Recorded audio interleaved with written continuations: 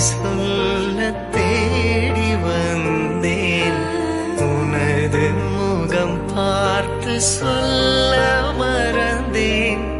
இன்று உணர்ந்தேன் எந்தன் சுமை தாங்கினாய். முருகா எனது சுமை சொல்ல